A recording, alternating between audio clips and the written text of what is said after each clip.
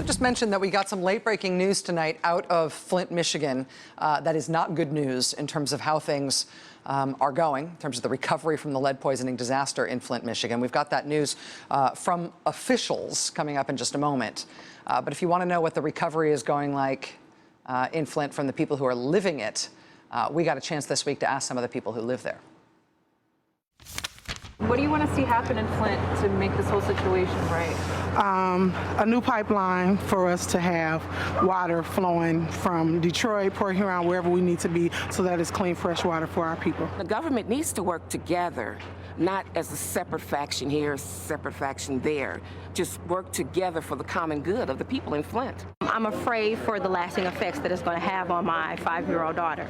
My 15-year-old daughter had a rash. She went to the dermatologist.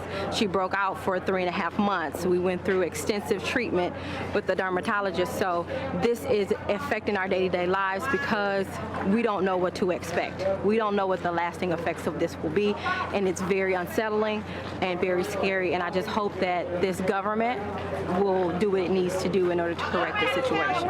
I want us to have new pipes to get rid of this lead, and hopefully, and then after this, a new water source. I think it would be really nice if the governor could be hooked up to our current water system and he stay on this system until ours is corrected. Your monthly bill this month is $110 for your water bill? $109.88? $109.88. That's pretty typical? That's about what Well, sometimes it be a little higher than that. Sometimes it goes up to 115, 112, all like that. But this is water that you're using. That I can't use, that I'm paying for, that I can't use. You're basically using it for flushing your toilet. That's it. That's it. You're right. All the other water you're using in the house is bottled water. Bottled water. Have you been able to get any bottled water for free? Have you been able to get it like from fire stations or anything? Have you been buying bottled water or mostly? Yeah. The kids go pick it up. They just started to giving out water a couple of weeks ago. Yeah. We've been buying our water all the year. 2015, we've been buying water. Since they made the switch, you guys have been buying your own? We've been buying our own water.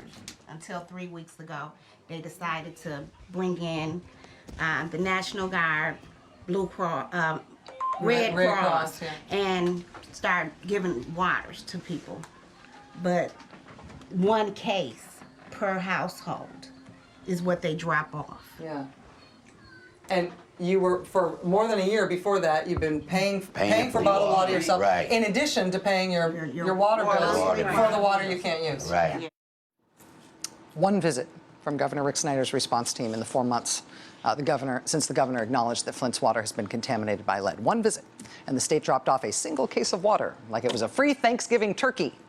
Instead of a full-blown ongoing disaster created by Governor Snyder's administration that left people unable to drink the water that is coming from their taps. 1 case of water. Here you go. In all that time. Late tonight, we got some bombshell news from Flint. Late-breaking, unsettling news about conditions in Flint right now.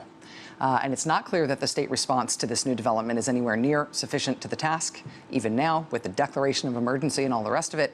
But that new news is straight ahead. Stay with us.